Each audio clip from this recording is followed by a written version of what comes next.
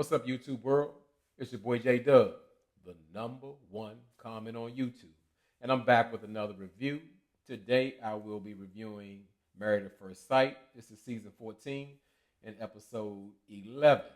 And this segment will be the Michael and Jasmina segment. For those who are new to my channel, I do uh, detailed reviews or recaps on reality shows with Married at First Sight. I break each couple by couple.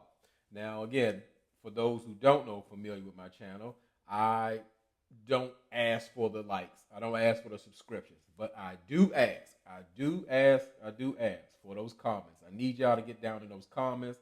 Let me know what y'all think. Points I might have missed, or just, we down there to have fun in the comments and go back and forth, debate, laugh, joke, learn, all of that. So let's go ahead and get started with America's favorite couple, Michael and Jasmine. So it starts off with Michael. He has a visit from one of his friends. He meets Michael at the shared apartment, and he introduces his new his son, Mr. Feeney, to him, which is Jasmina's dog. And he's telling his friend that his marriage has been like just a constant roller coaster, and pretty much what he had learned as of recently when him and Jasmina went to the tantric yoga sessions, that he thought he was really giving a solid effort into the marriage, but he found out he really wasn't. And he learned that pretty much he had to learn what Jasmina needed from him as opposed to the way he wanted to show her the affection or attention that he wanted to. I'm not going to say affection because they don't have no affection going on.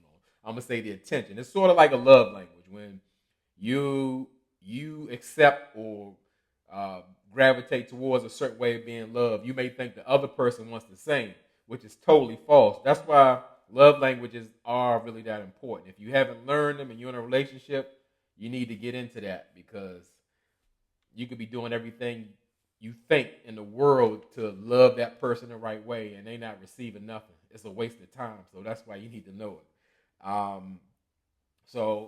Mike tells his friend, like, pretty much, I haven't shown Jasmina that romantic Mike that, I have in me. But for real, if I'm going to give it all I got, and if she don't take that, or if she can't feel that, I ain't got nothing else to her. So we're going to see if romantic Mike can come through. So it's their 1 month anniversary, and Michael wakes up Jasmina, or acts like he wakes up Jasmina with a hug. And I was like, ugh. Like, when I say ugh, because they have like zero connection. It's nothing going on there. It's like two roommate buddies just being nice and cordial.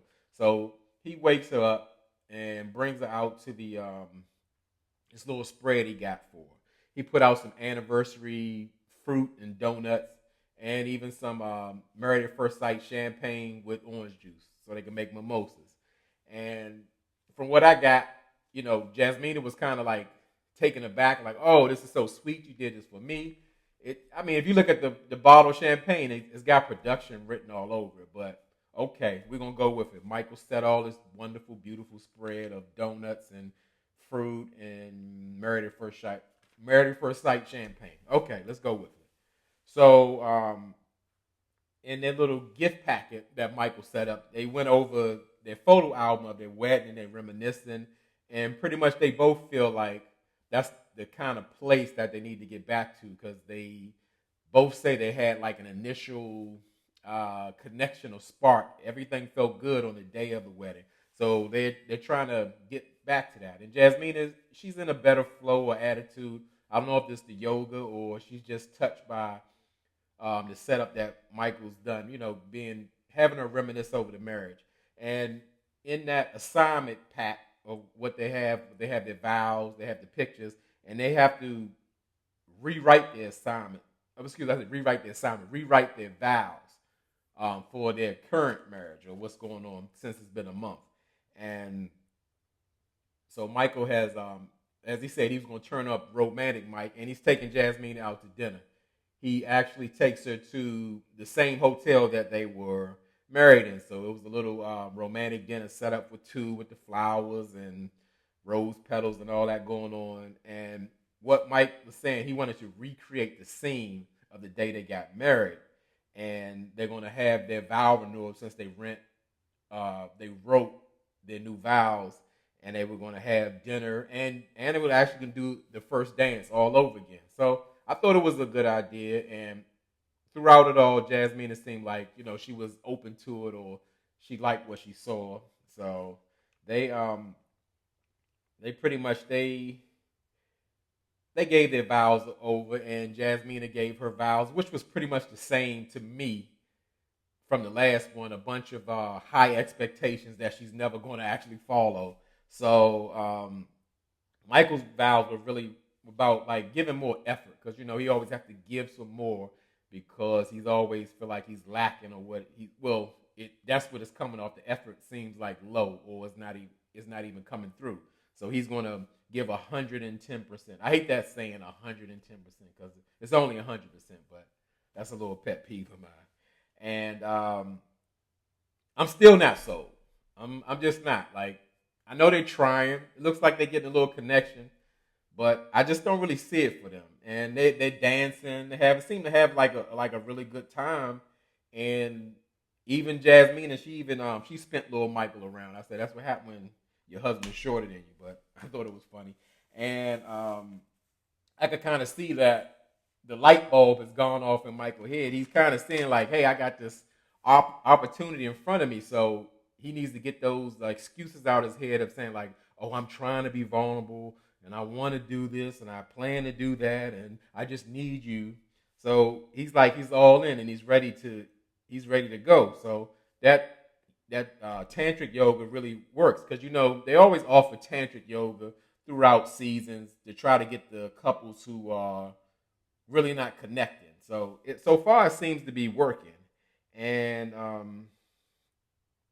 Jasmina, I didn't notice she mentioned anything like really what she was going to like improve on. So I guess she's perfect. I don't know, but I mean, like, because it came off like it was all Michael. However, like when she speaks in confessional, she kind of recognizes that they both have communication issues, because what everybody's starting to see like they're one and the same. When we talk about they come off stubborn, they try to come off that they're always right.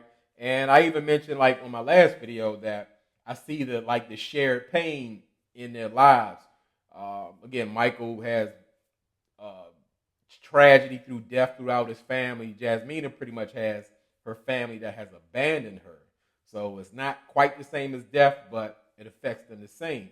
Well, it comes out a different way. So the way I see Michael, he's more like a shut down and reserved person who kind of deals with what he deals with all on his own. And Jasmina comes off, where I think that nastiness comes from her, is like she's not going to let somebody hurt her anymore or disrespect her in a way. So it kind of shows up in a different way.